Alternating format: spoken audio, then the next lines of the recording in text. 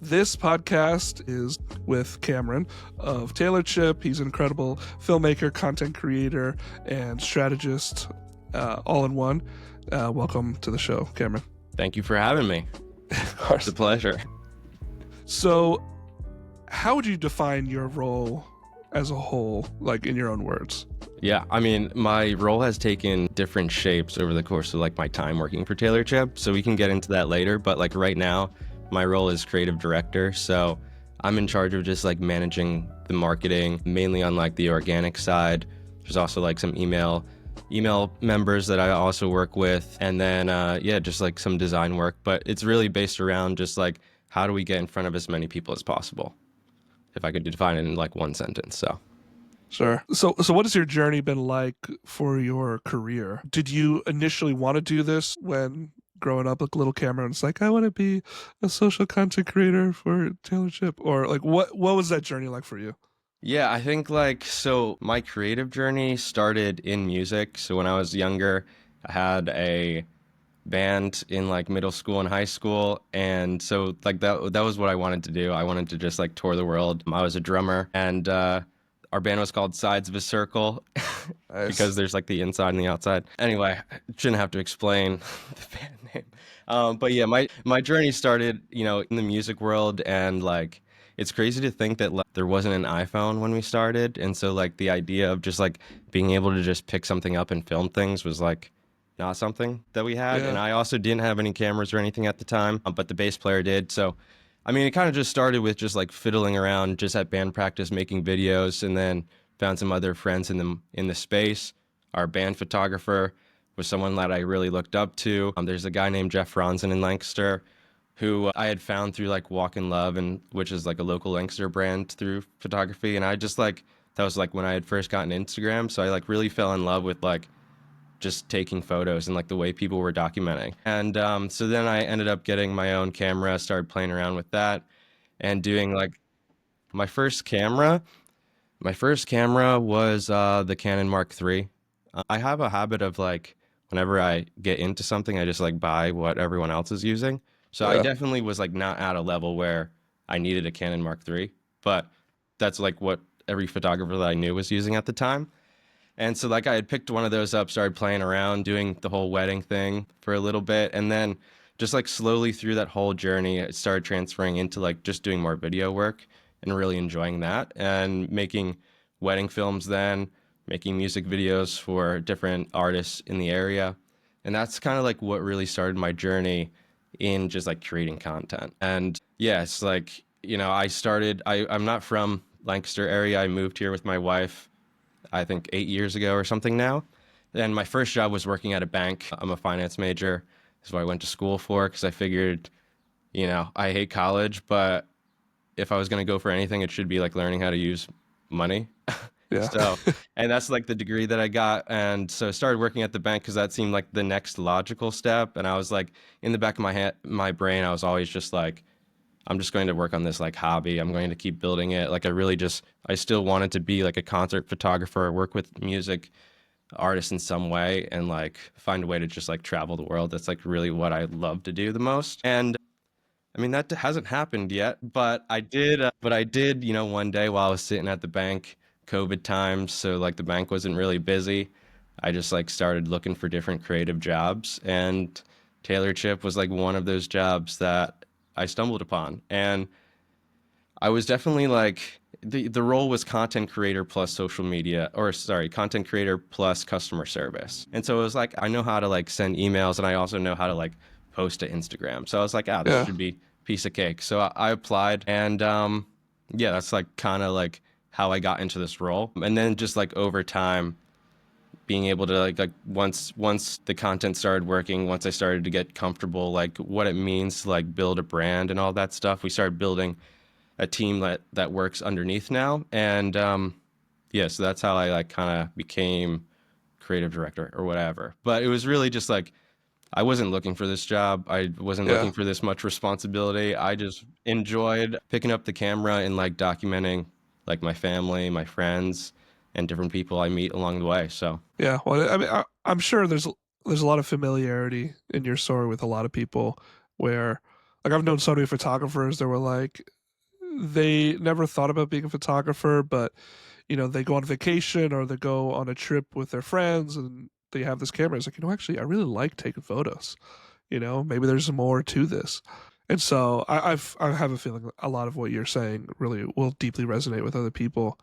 And Yeah, so 100%. with your role at Taylor Chip, you said you started content creation, customer service. At what point was the switch made where it's like, this is what I'm doing? And is there a point that they're like, oh man, actually this content's really working. We should not have them focusing on customer service. hmm I mean, I wish I would like write better notes or like journal entries of like how it all happened, because it kind of felt like it happened like right away. But like it was kind of what happened was the whole story with like how what was happening with the whole content at the time when I had first came on board was like Doug and Sarah, the founders, they had started a year and a half or 2 years before I came on, and they always just posted. They committed to posting every single day. So whether that was like sharing the chickens that they get their eggs from at a local farm, or just like the market that they were at during the day or that weekend, they would just like share all of it. And so as the company was growing, they knew that they needed to like get help in that area so that they can continue to grow operations or like different areas of the business. And so like I kind of came on just to like continue on with that. And so it was like one of those things where it's like, well, if there's going to be someone that's going to do it full time, you might as well like now try to like get in front of as many people as possible. The whole virality thing started to be a topic. Like it wasn't just about like local numbers anymore. It was about like trying to get it in and in front of as many people as possible. And so I just like started playing around, like reels started. So it's just like trying to figure out how to like make short form content that people wanted. And I think at the time we were like probably 10,000 followers on Instagram, super small. And we were just like playing around with different topics or different ideas based around the product. So it was like, breaking open a cookie, like the different trends, the audios, like all of that stuff. But like nothing was blowing up or going viral. And like I always love the idea of just like going up to strangers and like asking them questions. I was doing street photography, like that's something like a hobby that I enjoy doing. So like going up to people wasn't anything like different. And like one day, Doug was on my case about like our numbers. He was like, dude, we need to figure something out to go viral. And I'm like, well, like we can just like go up to people on this street or like knock on people's doors and ask if they want to try a cookie and give us a rating.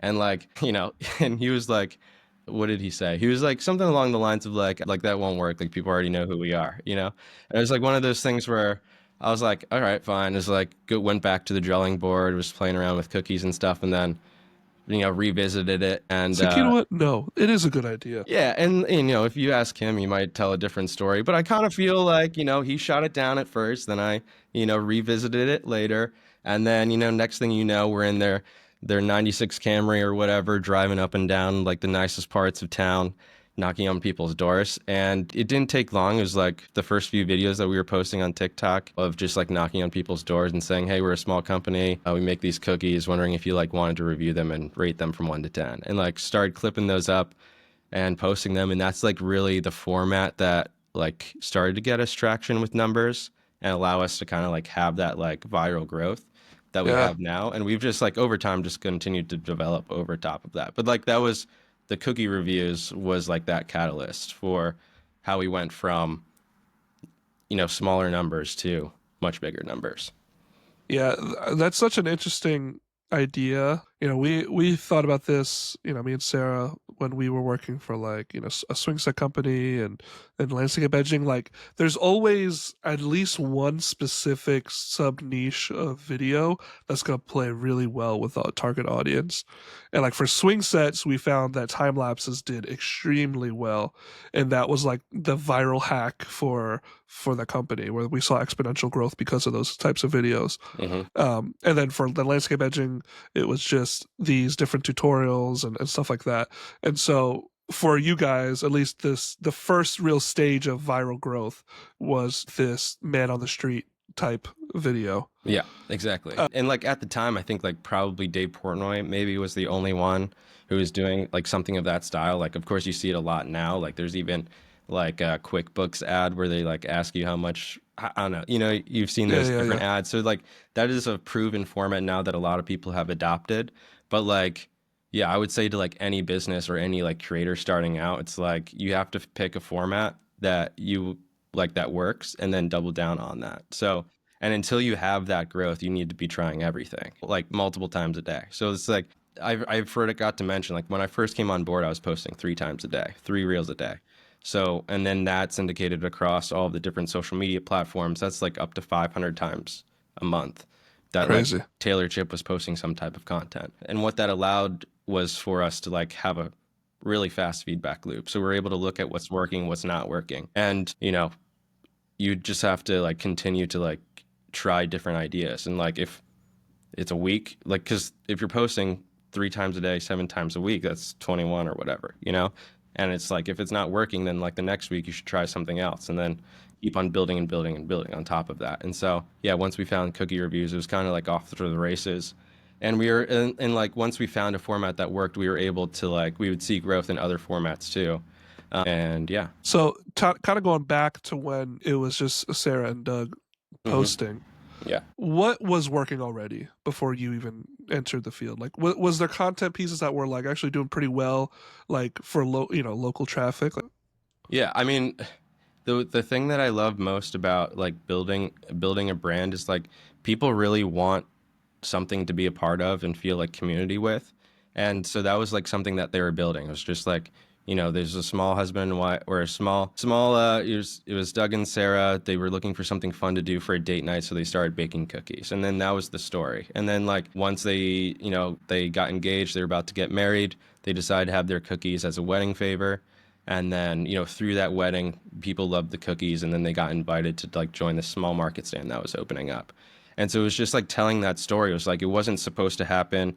It was kind of like a mistake. They kind of stumbled into it, but they followed God or they followed what they felt was right and just like told that story and people like they love to support that, you know? yeah, And so like we just continued to like build that brand and tell that story of like what we were going through, what we were working on, and that's like what was working then. And that's obviously like something that's super important for us to continue to tell now as we continue to get bigger. yeah. And so, what were the pieces of content that they were posting that you think were really help building that community? I mean, the eggs was a big one. So like we don't use that farm anymore because we just got a little bit too big for them. And I think that's just switched over a few years ago. But for the first while, like we were growing as this like flock of chickens was growing. And so it was like they were posting things of that farm, talking about like how they get local eggs. You know, whenever they were at a market, they would post a photo that they're at a market. They would I have like so many like old archive videos of them like packing up their small car and like there would be a table like coming over the top of the driver in the passenger side seat and they were just like doing everything they can just to be like scrappy and like get to this event. And so they were just Yeah, sharing stories like that, which is like super relatable. It's like it's not polished, it's not perfect, but it's them and it's who they are. And yeah, people are just like excited with that. yeah, and that's a big, I would say, trend, especially on TikTok. I mean, Instagram obviously too, but definitely TikTok, which is like build with us or like building in public kind of thing, where you're seeing the creation of this brand, of this company, of this product as as they're doing it, Hmm. and it's almost like you're part of the group, like you're saying, like you get to be part of this community of people watching this brand grow. And I think it can just create this sense of togetherness and like, oh, I'm part of this thing, Yeah, for sure. And at the really time, well. like, you know, not saying that we invented it. It was just like it was super new at the time for a brand to be sharing like behind the scenes in that way. Yeah, Because like I think there's like a misconception that like a business is supposed to be like all buttoned up and like perfect. The design's supposed to be on point, like all of this different stuff.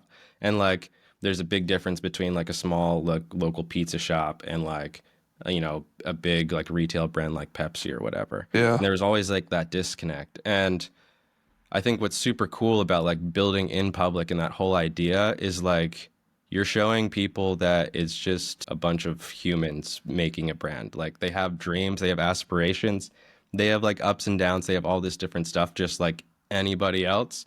And it's not like as professional as and as buttoned up as you might think. And so like breaking down those barriers to an audience, especially on social media, I think is like super valuable even now, and just to be like super transparent. So Yeah. So what's the kind of mindset that you have going into creating content for the company? Because I know obviously your strategy has shifted a bit over these past few years. So what's that been like for you going from, starting small and then like now where you're pumping out so much even more content than you used to before? yeah, I think, the number one goal is just like attention. Like that's what you Yeah. have to be looking for. And that changes over time depending on like where the social media platforms are, or like what's working or what's not working for you. It's like there's a lot of gurus out there that like tell you what you should be posting, and then usually like you do what they say and it doesn't work, but it's like the content that works for them is them telling you what you should be posting. And so it's just like Exactly. in the same way, like you need to be like looking for those opportunities too. And so the only thing that like we're looking for is like retention. It's like on videos, like the longer that you can keep people to completion of the video, the more that Instagram or whatever algorithm is going to continue to push you to more and more people. So like one of the biggest changes that we've made kind of like over time was just like looking at those metrics. And it's like we would post a 60 or 90-second video, but then retention would, dip off in like the first 25% of the video, or first 8 seconds or whatever. Like Instagram, TikTok, they all tell you that. And so it's like we started to like look at those numbers and really kind of like play around with different formats, shorten things. Hook is obviously super important, but then like what's in the body, like how can you keep them to the end? And so like we started with cookie reviews, then we started doing like more like voiceover, day in the life type of stuff.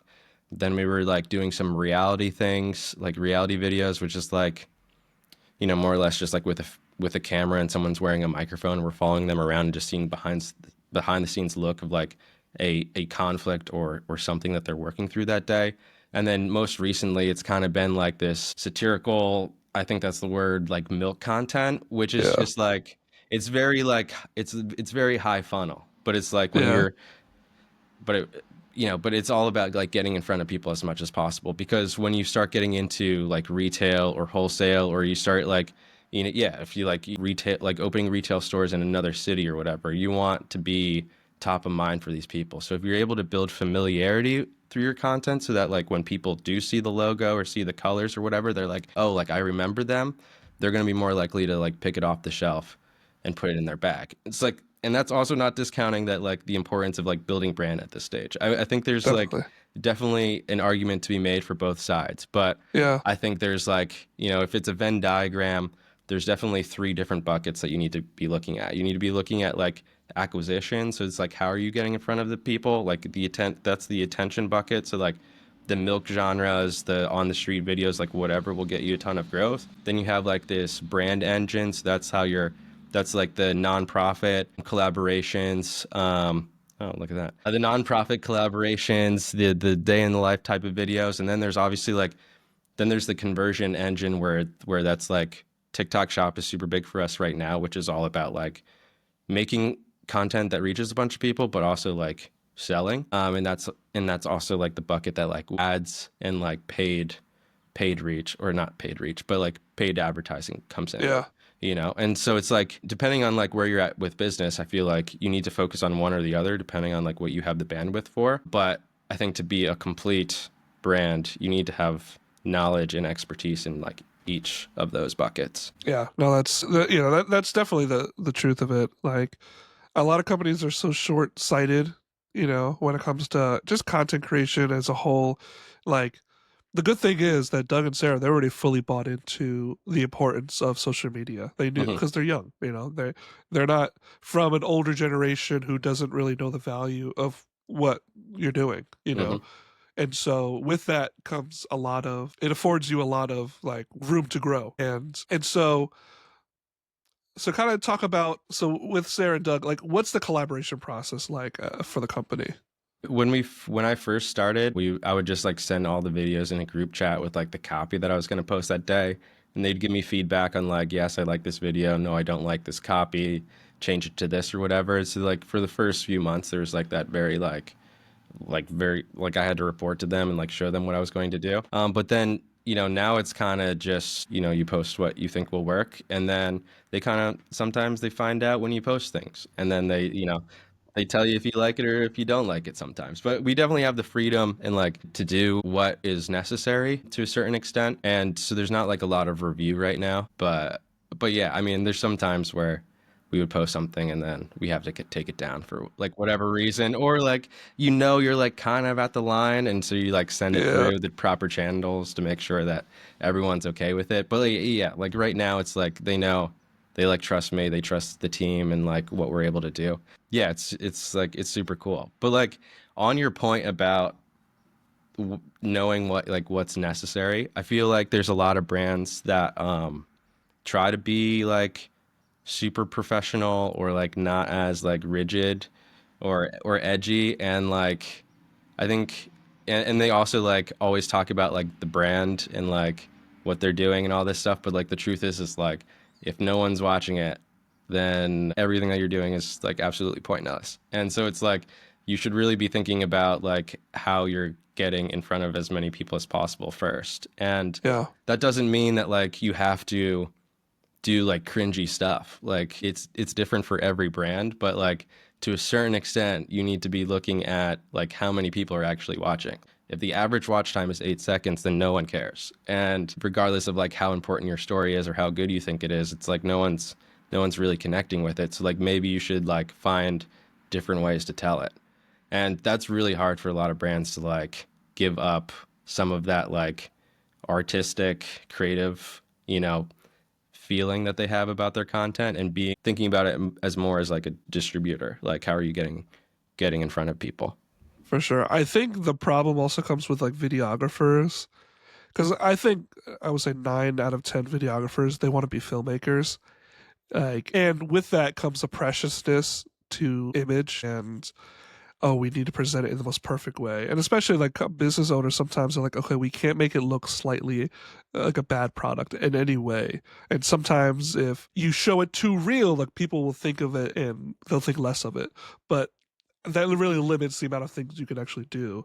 Yeah. Uh, Well, people also like don't want to be sold to. Like if you go onto your phone right now and you're like swiping whatever platform you want, you're not seeing like, video after video of someone selling something. You're seeing yeah, videos of people just like having fun, and like you're feeling entertained by that. And so it's like when you start to like sell what you're saying, it's just like you immediately lose people because people just swipe through this. Like when you watch YouTube videos, it's like as soon as that ad plays, you're like, how many seconds until I can hit skip? And so it's like you have 5 seconds on YouTube until you can hit skip. And it's like you really just have to make sure that you are kind of like injecting yourself into what people are already consuming and how they're consuming it. totally. Yeah, I totally agree. So, what does your process for creating content look like from like start to end? Do you guys do like weekly, like do you have like lists of ideas of content that you're pulling from? It's like, hey, this week we're trying this. So like what's the whole process like from ideation all the way to posting? I mean, it depends on the format, truthfully, but like I can just give you like an idea of like what works, cuz or what we do. So it's like we're posting every single day pretty much on like meta platforms that gets sent over to YouTube Shorts and also LinkedIn, and then TikTok, since Shop came out, that's like heavy TikTok specific content. Yeah, So we're posting 3 times a day on TikTok. And so it's like when you're posting that often, there's not a lot of time to like plan. It's like it's more or less like you understand the assignment, you have 30 plus cookies to choose from, you have a ton of data, like go out and just like figure out how to do it. And so it's like as a creative director, I kind of have like oversight on kind of like when things get done or how things get done, or like just making sure I'm communicating what different flavors and things are coming out. But every single person that's on this team is their own like creative director in a certain way. Like they need to be able to ideate, to be able to shoot, to be able to edit, and also be able to like look at the analytics and make the decisions for themselves. And so that's like the main focus is just like conveying that and like figuring out like how to just collaborate on different ideas. And so we'll have group chats on different social platforms of things that we're seeing, and we'll send them through to help give people ideas. But other than that, it's kind of like everyone's on their own. But we do meet once a week. We work together on location sometimes just so we can be in the mix of things.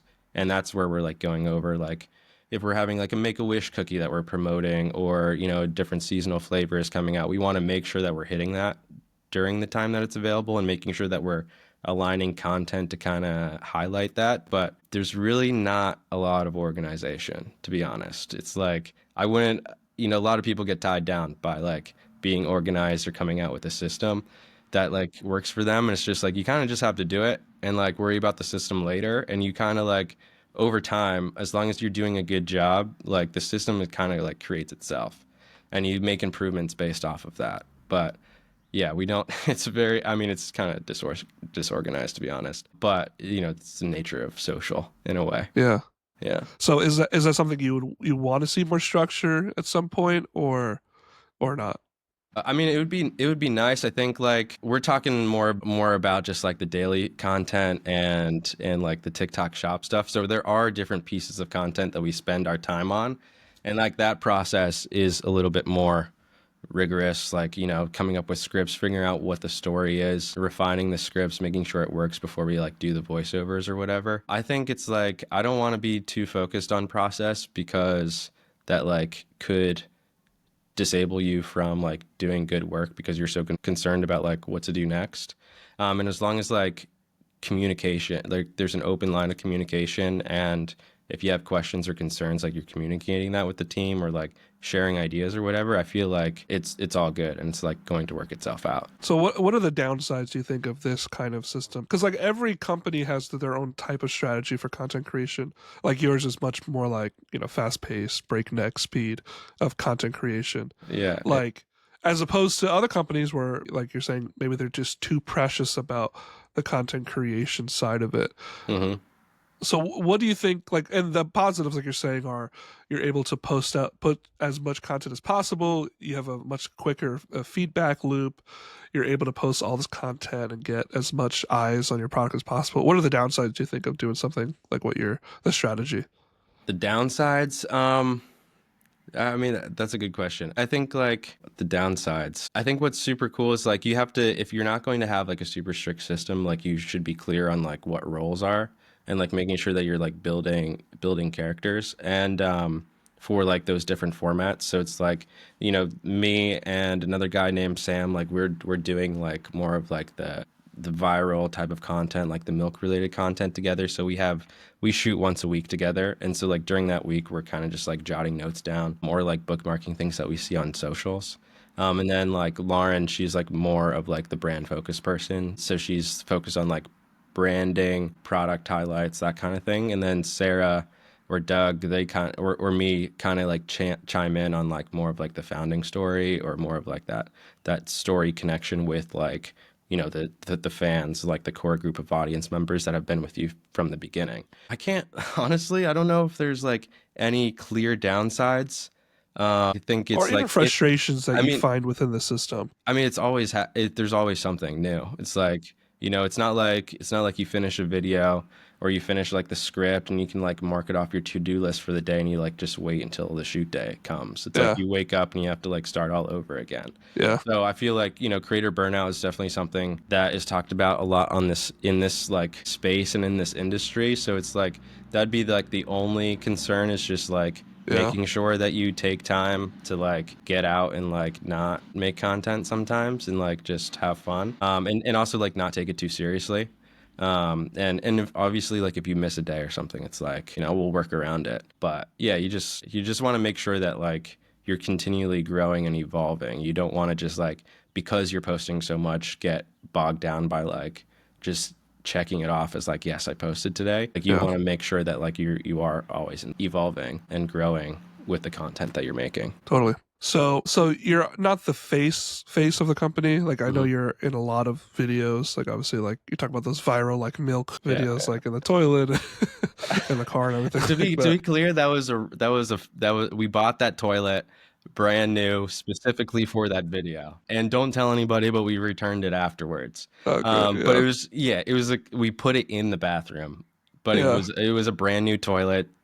Uh, It was completely sanitary. But anyway, well, actually, let me talk about that. in What are some of the best videos that you think you've created, or maybe terms in of terms what? of Well, maybe you can do a few different ones. Maybe one in terms of like success as far as like reach and interactions, which are kind of two different things. But then even as far as like your personal favorites are maybe are underrated. Yeah, I mean, some of the highlights are like one time when the Eagles went to the Super Bowl in Arizona. So that was 3 years ago, 4 years ago, or whatever. We tried to get into like the Super Bowl with only cookies. So we flew all the way to Arizona, Really? and like reached out to some of like the different like people that we knew, and we're like, hey, any chance you could get us into the Super Bowl?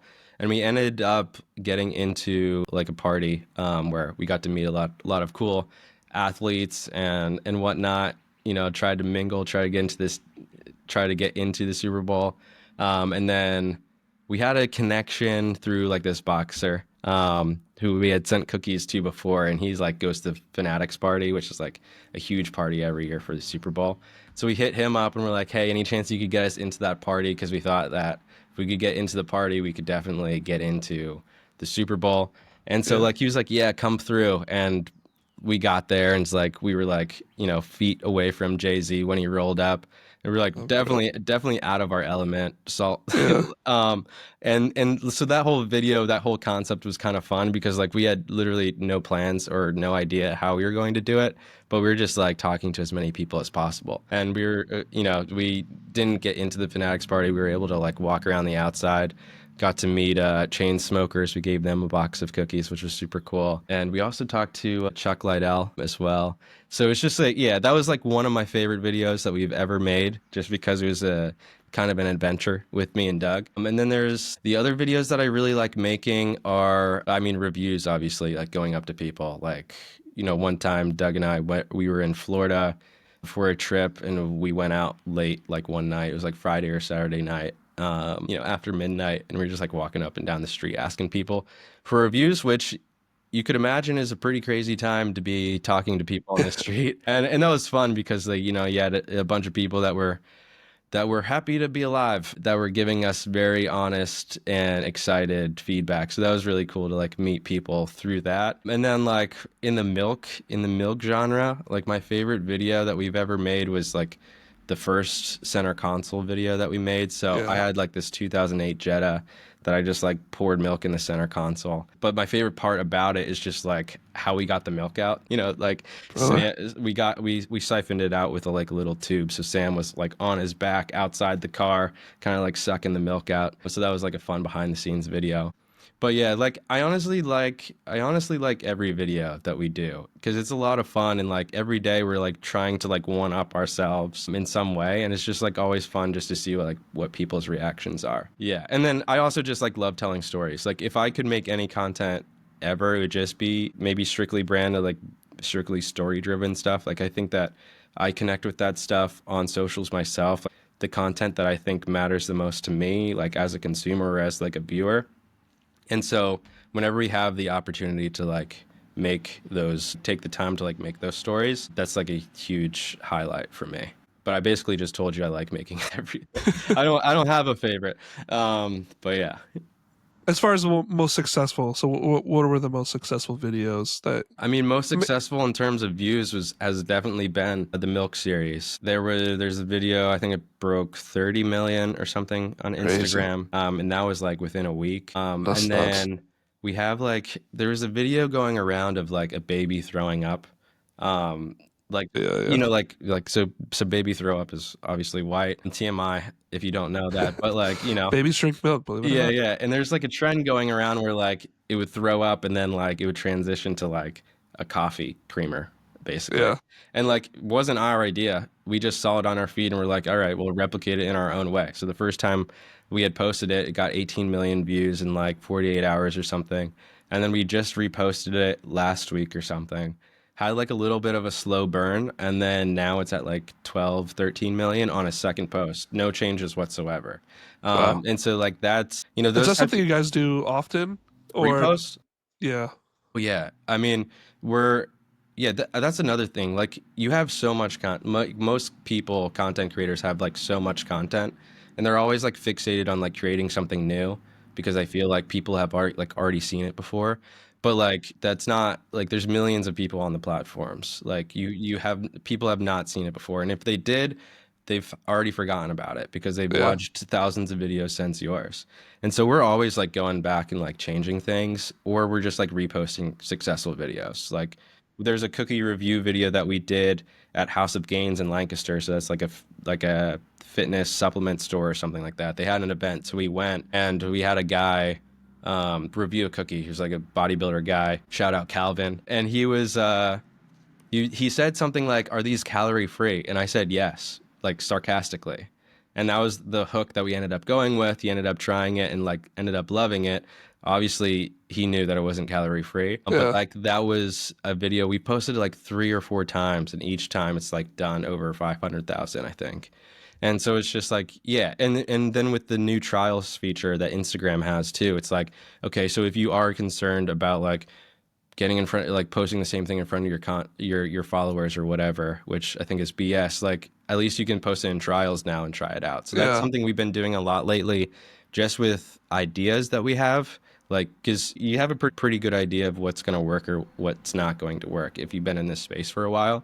And sometimes you want to try some things new, or you want to just like make sure. And so we use trials a lot now just to post new ideas and also repost old ideas. And if they hit on trials with non-followers, then when you turn it on to like main grid or whatever, then it's probably going to continue to grow. And so like that repost of the milk video, that's the same, that's what happened. Like it was in trials and did like 85,000 views in trials in front of non-followers basically. And then when we turned it on, now it's at 13 million. So yeah, I wouldn't be so scared to like just continue to post the same thing, especially if it's a format that you like love and really believe in. It's just like, let's not discount it yet. Let's look at the metrics and like let's cut things. Like if the average watch time is only 5 seconds or whatever, then it's like, all right, well, let's look at the first 5 seconds of this video. What might I do to improve it? And then you improve it and then you repost it a few days later, a few weeks later, and you continue to build off of that until you have a successful video. And so it's like for a personal brand person or like anyone who's like just making content on their own, like I would do something like that just so that you're always like growing and figuring out like how to structure your video to get in front of as many people as possible. Yeah, no, that's all great advice. My notes here. What's something that brands just really just don't understand or misunderstand about engaging content or creating engaging content today? I mean, it's something that, so I had came from like the music video background, the wedding photography background. So it's like, I really just like wanted to make everything perfect. Like my personal Instagram page, I had an app that I could upload the photos that I was thinking about posting just to make sure it looked good on my grid. Like I was one of Yeah. those guys. And so when I first got working with Taylor Chip, like I was so concerned about like how it looked, and I was like, it was bogging me down for sure. And then at one point, like when Doug's like, you need to post 3 videos a day, I'm like, man, how am I going to do that and make them all look like amazing, you know? And he had said like done is better than perfect, and that was like something that, like, I tell everybody that, and like that's something that I think that a lot of people are missing. They try to be so perfect, instead of just like getting out there and like posting the video. It's like everybody has ideas, and so just like post them and see if they work or not. Like let's not like let it up to your brain to decide whether or not it's going to get millions of views or whatever. Like just like get over it and try it out. So that, I think that's the biggest thing that people miss. And obviously too, like that comes with thinking that like not listening to the algorithm or not looking at the algorithm for like what ideas they should be posting next or what improvements they should make. They tell you, like platforms tell you exactly what's working and what's not. So what would you tell companies that they don't really have a social presence? Like what advice would you give them for people who are just maybe they have an Instagram or Facebook or something, but they haven't really started posting? What would be your steps to get them up and running Yeah. uh Well, on I social think, media? yeah, I think it depends on what they want to deal with. I guess if it's like, if it's someone who does social media and is super bad at it and they know it, they should find somebody who knows how to do it and like just hire them to do it for them. And then there's people who just like don't have time to do it. They might have the background, but they just like don't have the bandwidth, and it's better use for them to work on the business and not like posting content. They should also find somebody. But if you're someone who's just like eager and have time to like figure it out, like I would just go selfie camera route and like just continue to like get your or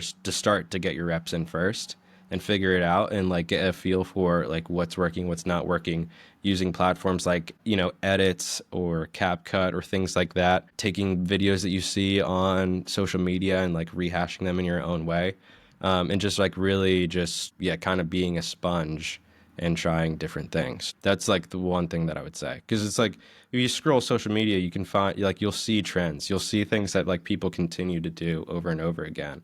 And someone saw like it originated somewhere, but like that's not how the internet works. Like, there's that book called Steal Like an Artist that I really, really like. And so it's like you just take ideas and you build onto them, you find ways to make them better. And if you're just starting out, you should just like scroll social media, search your niche if you want to. So if you're a realtor, type in like realtor, go to the Reels tab, look at all of the videos that were posted, look at the ones that did good numbers, so 500,000, a million views or whatever. Watch them, see what they did to make them work and what they didn't do, and just like yeah, just kind of like build a data bank of like different content that you really like, and then hit the record button on your phone or your camera or whatever, have someone shoot it for you, and try to like replicate some of those videos. Yeah, no, that's definitely, that's the approach that we take ourselves.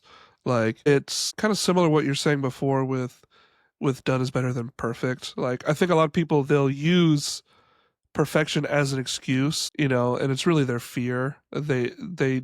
They're too afraid to release something. Hmm. And so they'll put all these parameters up to make sure, that either stuff is done very slowly or and there's so many roadblocks when it comes to this, but you don't have time to think, or at least think too much if you're saying, look, we have to get 3 done today. We have to get 21 done this week. So let's just throw stuff at the wall and see what's going to really work best for us. Hmm.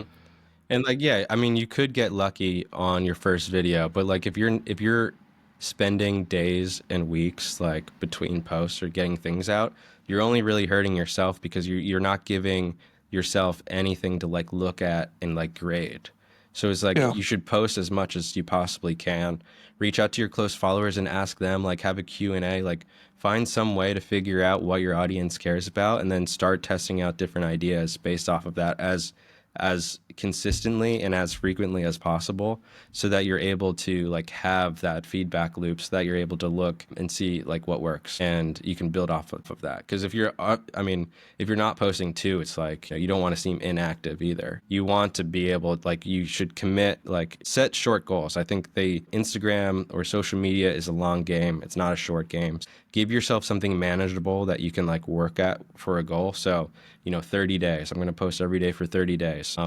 Or like 2 weeks, like whatever is possible for you and like realistic with your schedule, just make that commitment and don't stop for that period of time. And then look at everything and revise based off of that. I just wouldn't like get too overwhelmed with just like frequency, how you're going Sure. to do it. Just like worry Yeah. about doing it and then make those changes afterwards. So do you guys do like bulk filming, or how do you guys approach it in that way?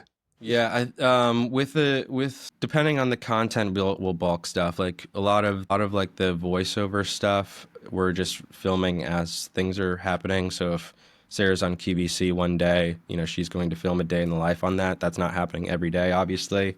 But like a milk series or the milk genre stuff, we'll shoot once a day, or sorry, once a week. So we'll probably, pick a Thursday or a Friday, film for like 2 or 3 hours, getting those ideas out, and then depending on the formats, like the ads or the TikTok shop stuff, that's every single day. So you're kind of like starting your day, maybe engaging, responding to comments, spending some time scrolling, seeing like what you should do, jot some ideas down, and then, by lunchtime, you can start filming. And with it, with a good idea, or if you have like that like pre-production phase or whatever to get some of your ideas straight, then when you hit record, you have the 3 videos that you want to film that day. That should take like 30 minutes or an hour. And then you can go and you can edit those videos real quick and get those up by the end of the day. But like you can structure it however you want. But we kind of are just always on the fly for the most part. What advice would you give, or maybe how would you convince someone, a company, Hmm. that they don't really see the value of content or social media? Like what would be your words to someone who's like, well, we don't need any of that stuff. We'll just stick with, I would you know, I would say why? Why do you think that you don't need it? I think like I don't know, it depends. Like are we talking about like small business? I think small businesses, like local businesses, they are the biggest example for people who just like are reluctant to like get on social media or to hire someone. I mean, even tailored like maybe they knew what was possible, but they wanted to like make sure that like this was the right person first before they like completely made that person content. But it's like yeah, if you do have other jobs or roles that that person should do or other help that you need, like just make it like kind of like a split role just so that you can get someone in that's starting to look for those things so that as they get familiar with the brand, with you, with how things work, the products, like all of that stuff, then they're able to kind of create content that actually makes sense for your brand. And so I would just like try to, yeah, I think the businesses who think that it's not important are just kind of crazy yeah, because it's like it's free. It's free. yeah, You can spend money going to events or paying a newspaper to get you a clipping or like a billboard, like all this stuff. But like people's attention is on their phones, and so if you want to get in front of people that are in your area, you need to like get to where they are and and yeah and start talking about your brand. I think I think businesses can't just expect people to be walking down the street and know who you are or like be curious enough to walk in, especially in Lancaster County. Like people people find things online, they stick with what they love. So it's really hard to get people out of their routines, especially when you're just like our new coffee shop that just opened up or whatever. It's like I've already decided what my favorite coffee shop is. So you like I need to see something that convinces me that I should show up. And usually that happens through social media, getting your community to share and to talk about your brand. yeah. Do you guys prioritize photography at all? Like, what's your role in photos on social?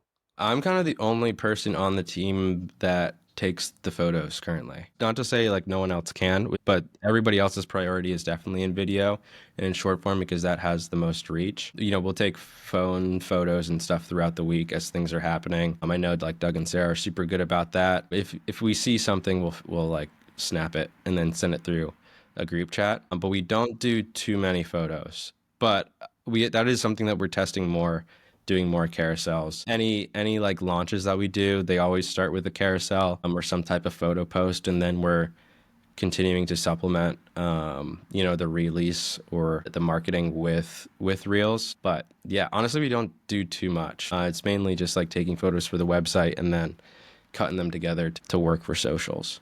Sure. And stories, because that's pretty much on every platform now, with the exception of LinkedIn. What's you guys' approach to stories? Stories, I mean, we try to do at least 5 stories a day or more. And that's not just like reshares. I think like reshares are nice because if you're like a brand, it's cool as the customer that like a brand is like resharing their stuff.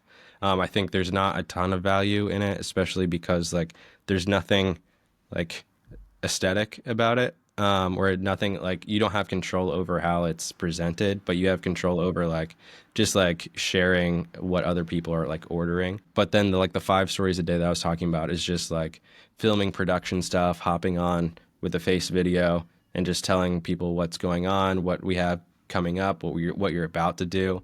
Because those, I mean, stories are watched by your followers more than anybody else.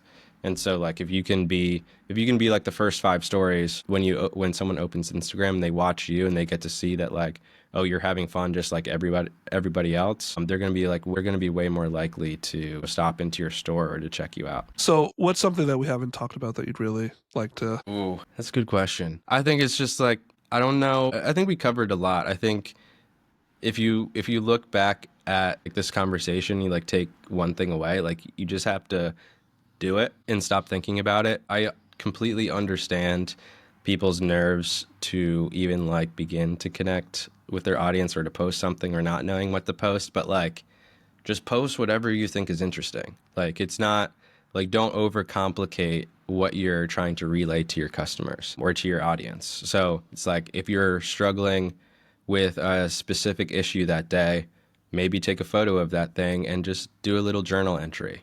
and just like write about it. Or like if you wanted to start with like a more of like a episodic weekly idea where like you're taking photos or videos every single day.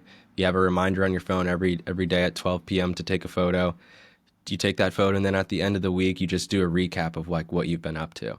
And that's like a super tangible and easy thing that you can do and people can connect with. And over time you'll see that the community will show up for you and continue to support. I also wouldn't be shy to like ask for help in any area of your business. Like if you're looking for a designer or you're looking for someone to do content or whatever, like find LinkedIn, find some of the platforms that really do well for those types of things. Facebook and LinkedIn are probably the biggest because that's where adults hang out in a way. And so it's like, yeah, it's like, what are your pain points? Like share those, because who knows? There's probably someone following you that can help you or know someone that can help you.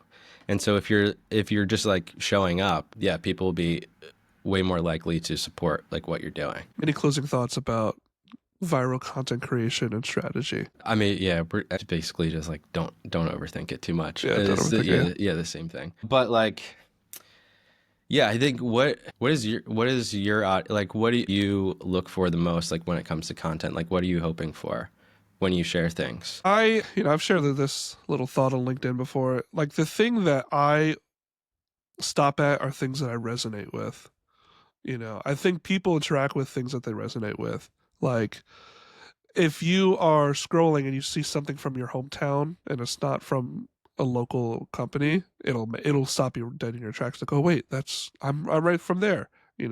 Things you personally deeply relate to. And as far as even my goals in life, like if I see something that, just trying to think of some examples, on TikTok, like scrolling through TikTok, one of the things that really like, as far as products go, I think relatable content. I think that's why kind of building in public does so well, is because people want to cheer you on to a certain degree. I think there is a peak that happens, and then people stop cheering you on, and then they actually want your active demise. Yeah, Like, for sure. and I'm sure you've seen some of that too. But like when you're at the bottom, everyone will cheer for you, and then you get to a certain point in success, and then it kind of plateaus, and then I think there's a good amount of people that they start rooting for your downfall because it's almost like they think you're Icarus and you flew too close to the sun, and now they want you to burn up.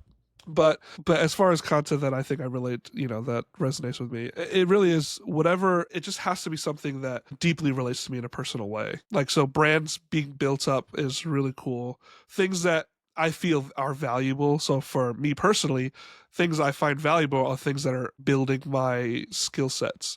So filmmaking stuff, social media stuff, like filmmaking or just film in general, like those things, I'm like, all right, I want to grow in these areas, and so I'm gonna run to that stuff. Or also the relatable stuff, kind of like what you're saying with the with like the milk stuff, like it's funny, relatable. And so like I've seen even like pizza shops or whatever, it's like, okay, the person you share this with owes you a pizza slice, or vice versa, or like that stuff always works with like the food industry or even in movies or any kind of like service based thing as well, where you can play with that. And so like if I see like, oh, the person's name that starts with the letter D, or if you press at and the first person that shows up owes you this, and so then you're almost like engagement farming in a way, because it's so relatable, and it's such an easy kind of engagement bait almost.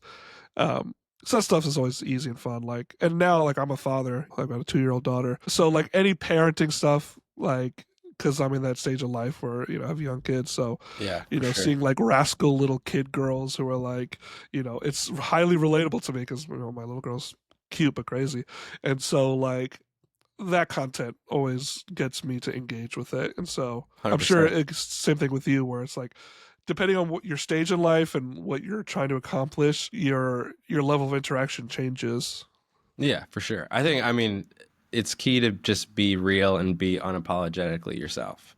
And it's just like, you don't have to fake anything. You just have to like share what you're interested in. Or like if you don't know what you're doing, that's completely fine. Like that's kind of funny. Like You don't have to, with the whole be like being polished thing. Like if you know that you need to be getting into social media, you need to be doing these like trends, or like that's a thing that's like working super well, or it's something that you want to try. Like if you're going to stumble through it, then like just do that, because it could be funny. And like as long as like people are engaging with it and people are commenting, sharing or whatever, like it doesn't really matter, because the whole goal is to get people to notice you, like to build attention. And I know Colin and Samir, probably a fan of yours too, but they like always talk about this like creator economy. And they always like have this Venn diagram of a creator being like on one side being the artist and the other side being a distributor. And I feel like you could use that same analogy for like business owners. And it's like the artists are just like in their bedroom or like in their studio or in their kitchen, just like constantly making the thing. And then like, yeah, just hoping someone notices. And then a distributor is like really good at taking that thing that they've made and like sharing it with the masses. And so I would just like encourage people that like to identify like where they are at in the spectrum, and depending on how far over they are to like the artists, like they should probably, and if they can't make their way closer to the distributor, like maybe they should find somebody who has knowledge and background in that, so that they're able to like tell that story. Definitely. Yeah, for sure. And then like, yeah, on the thing is like, on the topic of just like people like rooting for you to a certain degree, I think that happens all the time. But then like as long as people still like, you still have a community of people who care about you, you still are getting sales or clients or like whatever. Like they're the naysayers or like the haters or like people in the comments who are like clowning you for this or that, like they don't really matter. And if anything, they're just like playing into it, because it's like it's all about engagement at the end of the day. So if they want to come at you and like start making fun of you, well, first of all, don't take it personally, because it's the internet and like those people would never say those things to you in public. And Yeah, then two, definitely. it's like they are doing exactly what you would want people to be doing with your content, and that's engaging with it. So like don't shy away from conflict. Just take that and like feed into it if you need to. Yeah, no, that's so true. Yeah, thanks so much, Cameron, for your contributions and your insight Yeah, on for content sure. creation. Is there anywhere that people could find you on social media? They can find me personally at Cameron Broadhurst on every platform. And then if they wanted to buy a cookie, they can check out at Taylor Chip on every platform as well, or stop into one of our stores near you. So, And use the coupon code. do you want a coupon code? I can give you one. And look, I mean, we don't have much of an audience. Just say Tim sent you. Yeah. Just say Tim sent you from Stump and Root, and we'll make sure to hook you up. Yeah, and tell the people at Rudders too. They'll say, "Oh, okay." Yeah. Have you gotten a cookie in Rudders yet? Yeah. Yeah, that's awesome. Were there other flavors other than chocolate chip? Or was I'm there not just sure. chocolate chip there? Yeah. I can't remember. We're in Rudders nationwide right now. We're in Pennsylvania right now. So that's like all 86 of their stores, which is super cool. We're trying to figure out how to make more content with them, and figure out like, how do you let people know that you're everywhere sometimes Yeah, is like a hard thing for like someone who's doing retail, e-com, and also like getting into like CPG.